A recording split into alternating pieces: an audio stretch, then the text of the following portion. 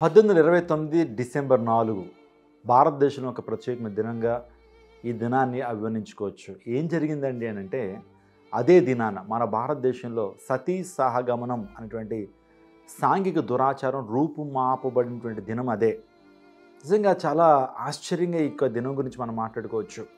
అప్పటి వరకు మన భారతదేశంలో చాలా ప్రాంతాల్లో భర్త చనిపోతే భార్యను కూడా తీసుకెళ్ళి చితులో ఒక మంచి లాంటిది పెట్టి ఆ మంచి మీద కూర్చోబెట్టి ఆ కింద నుంచి మంట వెలిగించేవారు.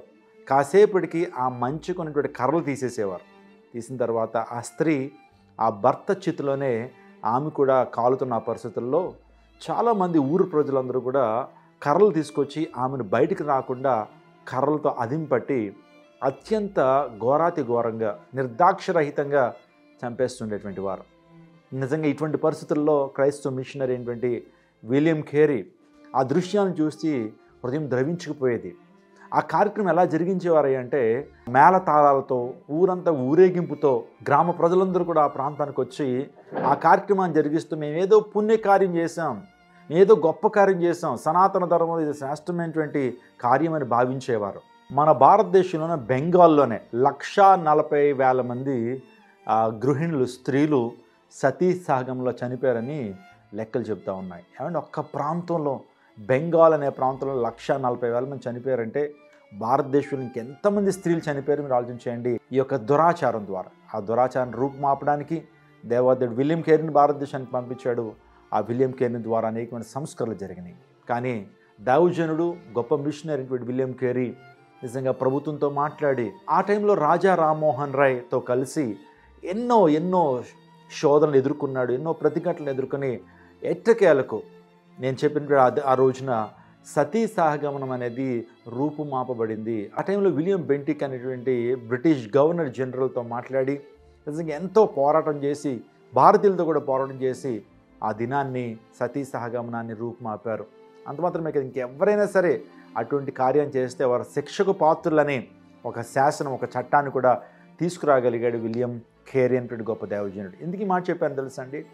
క్రైస్తవ్యం భారతదేశాన్ని వెలిగించింది. ఒకవేళ అదే విలియం కేరీ కనుక భారతదేశానికి రాకపోయినట్లయితే ఎంతోమంది స్త్రీలు చనిపోయేటువంటి ఈనాటికి కూడా అటువంటి సంస్కృతి మన భారతదేశంలో ఉండేది. ఒక చట్టాన్ని తీసుకొచ్చారు. నిజంగా ఆ చట్టాన్ని బట్టే ఆ సతీ సహగమైనటువంటి సాంఘిక దురాచారం రూపుమాపబడింది. ఆలోచన చేయండి, క్రైస్తవ్యం భారతదేశానికి మేలు చేసింది, క్రైస్తవ్యం భారతదేశాన్ని వెలిగించింది. ఈ రోజున ఇంత టెక్నాలజీని మనం వాడుకుంటున్నామంటే నిజంగా బైబిల్ గ్రంథం అనేక మందిని వెలిగించింది. సత్యం తెలియటం ద్వారా అనేక మంది సొంతలుగా జీవించగలిగారు. కాబట్టి ఈ విషయాన్ని ఎందుకు చెప్తున్నానంటే, ఈరోజు చాలామంది క్రైస్తవ్యం భారతదేశానికి కీడు చేసిందని, క్రైస్తవ్యం రావటం ద్వారా కీడు జరిగిందని మాట్లాడుతున్నటువంటి వారికి ఇది ఒక జవాబుగా చెప్తున్నాను. క్రైస్తవ్యం ద్వారా సతీ సహగమనటువంటి సాంఘిక దురాచారం రూపుమాపబడింది. క్రైస్తవ మిషనరీ డాక్టర్ విలియం కేరీ గారు ఆ విలియం బెంటిక్తో మాట్లాడి నిజంగా రాజా రామ్మోహన్ రాయ్తో కలిసి ఆ సాంఘిక దురాచారం రూపుమాపారు. అందరూ బట్టి క్రైస్తవ్యం మేలు చేస్తుందనే విషయాన్ని జ్ఞాపకం చేస్తున్నాం. ఒక మాట, దేవుని వాక్యం వెల్లడగుడుతోనే వెలుగు కలుగును అని దేవుని వాక్యం తెలుస్తుంది. సత్యవాక్యము దేవుని మాట ఎప్పుడైతే ప్రజల్లోకి వచ్చిందో వాళ్ళ స్వాతంత్రము, వారు నిజాన్ని తెలుసుకోగలిగారు, సత్యంలో వారు స్థాపించబడగలిగారు. కాబట్టి ఇలాంటి అనేకమైన విషయాలు మీకు అందించబోతున్నాం. కాబట్టి ఈ ఛానల్ సబ్స్క్రైబ్ చేసుకోండి, అనేక మందికి సత్యాన్ని షేర్ చేయండి. God bless you. God bless our India. అందరికీ శుభవార్త. ప్రతి ఆదివారం 10,000 మంది ఒక చోట చేరి దేవుణ్ణి ఆరాధిస్తున్న జీవం గల దేవుని సంఘం. స్వస్థత, విడుదల, అభిషేకం పొందాలనుకుంటున్నారా? దురాత్మ శక్తుల నుంచి విడుదల కావాలా? ఆర్థిక ఇబ్బందుల నుంచి విడుదల కావాలా? సంతానలేమితో బాధపడుతున్నారా? కుటుంబ సంక్షేమం కొరకు ప్రత్యేక ప్రార్థనలు కోరుకుంటున్నారా? శాంతి లేక ఆత్మహత్య చేసుకోవాలనుకుంటున్నారా? నిజమైన ఖచ్చితమైన వాక్యం చేత బలపడాలని ఆశిస్తున్నట్టయితే రండి. క్రైస్ట్ టెంపుల్ మీ కొరకే. ప్రతి ఆదివారం 4 ఆరాధనలు జరుగుతున్నాయి. మొదటి ఆరాధన ఉదయం 6 గంటలకు, రెండవ ఆరాధన ఉదయం 8 గంటలకు, మూడవ ఆరాధన ఉదయం 10 గంటలకు, 4వ ఆరాధన సాయంత్రం 6:30 జరుగును. స్థలం Christ Temple, Mary Stella indoor stadium, Pantakaluva road, NTR circle, Vijayawada. ముఖ్య ప్రసంగికులు ప్రపంచవ్యాప్తంగా వాక్యమునందించి కోట్లాది మందికి దీవెనకరముగా ఉన్న మన దైవజనులు రెవరెండ్ డాక్టర్ పాల్ ఇమాన్యుయల్ గారు మరియు నిస్సీ పాల్ గారు శక్తివంతమైన సందేశాలను అందించి ప్రతి ఒక్కరి కొరకు ప్రత్యేక ప్రార్థనలు చేయుదురు. హృదయాలను హత్తుకునే అద్భుతమైన స్తుతి ఆరాధన సాక్ష్యాలు, ప్రతి విశ్వాసిపై ప్రత్యేక శ్రద్ధ, గృహ దర్శనాలు, ఇంకా మరెన్నో.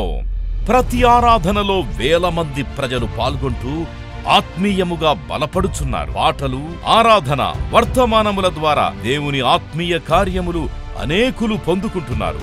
విజయవాడ చుట్టుపక్కల ప్రాంతాల నుంచే కాక వందల కిలోమీటర్ల దూరం నుంచి ప్రజలు వచ్చి ఆత్మీయ మేలులు పొందుచున్నారు. ప్రతి ఆదివారం హోలీ కమ్యూనియన్ సర్వీస్. దూర ప్రాంతము నుండి వచ్చు వారికి ప్రేమ విందు కలదు. కుటుంబాలతో రండి. దేవుడిచ్చే గొప్ప రక్షణ, స్వస్థత, అభిషేకాన్ని పొందుకొనండి. రండి, మీ దుఃఖము నాట్యముగా మార్చబడును. మరిన్ని వివరాలకు సంప్రదించండి 8862767777.